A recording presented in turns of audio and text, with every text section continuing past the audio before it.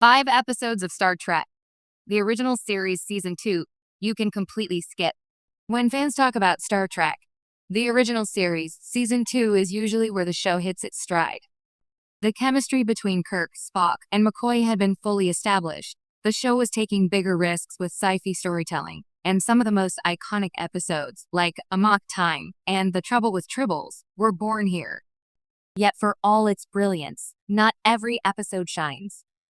Some drag down the season's momentum, recycling ideas, underusing the main cast, or simply failing to live up to the lofty Trek standard. For modern audiences revisiting TOS, especially those who want the best experience without filler, there are a few installments you can safely skip. Here are 5 episodes from Season 2 of Star Trek, the original series that even die-hard fans admit don't add much to the journey. 1. Catspaw, Episode 7. Season 2 kicks off its Halloween episode with Catspaw, and while it was a fun gimmick for the late 60s, it hasn't aged gracefully. The plot revolves around Kirk, Spock, and McCoy encountering Gothic castles, witches, and even a giant cat, all orchestrated by alien beings trying to manipulate the crew. The problem is tone. Star Trek's greatest strength is taking far-out ideas and grounding them in science fiction logic. But Catspaw feels more like a cheap supernatural B-movie than an episode of Trek. The aliens at the center, Korob and Sylvia, could have been fascinating, but the episode never fully explores them. Instead, it leans on campy visuals that make it feel more like Scooby-Doo in space than a serious entry in the franchise. Unless you're a completist, this one can be skipped without missing any important lore. 2. The Apple, Episode 5. On paper, The Apple has all the ingredients of a good Trek story: an alien paradise, a mysterious god figure, and Kirk confronting questions of freedom versus control. Unfortunately, the execution leaves a lot to be desired. The crew beams down to a lush world where the inhabitants worship a machine god called Vol, who dictates every aspect of their lives. Kirk, as usual, ends up overthrowing the god, freeing the people.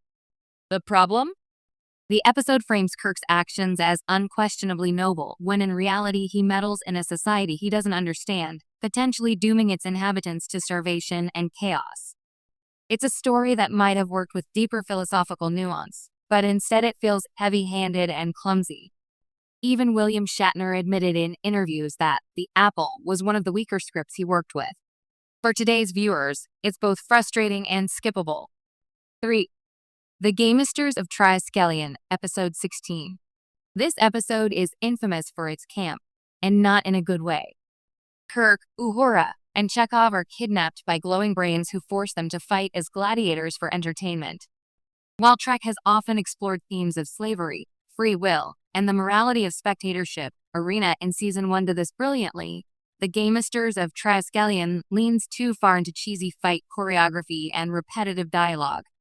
The alien providers are literally just disembodied brains in jars, which might sound creepy, but comes off as absurd. To its credit, the episode does give Uhura and Chekhov more screen time than usual, but even they can't save the sluggish pacing. It's a curiosity at best, but one most fans won't miss. 4. A Private Little War, Episode 19. This episode tries to be a Vietnam War allegory, and while that ambition is admirable, the execution makes it one of the weaker Season 2 outings. Kirk revisits a planet where he once lived peacefully among the villagers, only to find that the Klingons have been arming one faction with advanced weapons. To balance the conflict, Kirk decides to arm the other side, perpetuating the cycle of violence.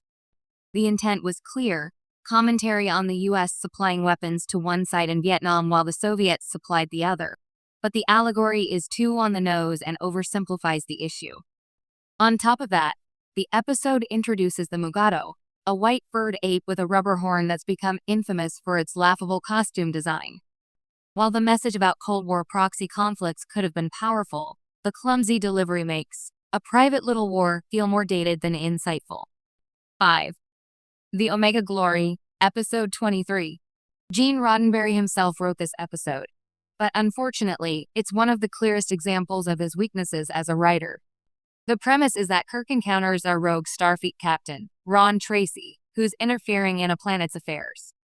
While that's a solid setup, The episode quickly devolves into one of the most heavy-handed morality plays in Trek. The planet's inhabitants are split between the Yangs and Combs, obvious stand-ins for Yankees and communists. The episode culminates in Kirk literally reciting the U.S. Constitution to prove its universal truth, a moment that's cringeworthy even for 1968 television.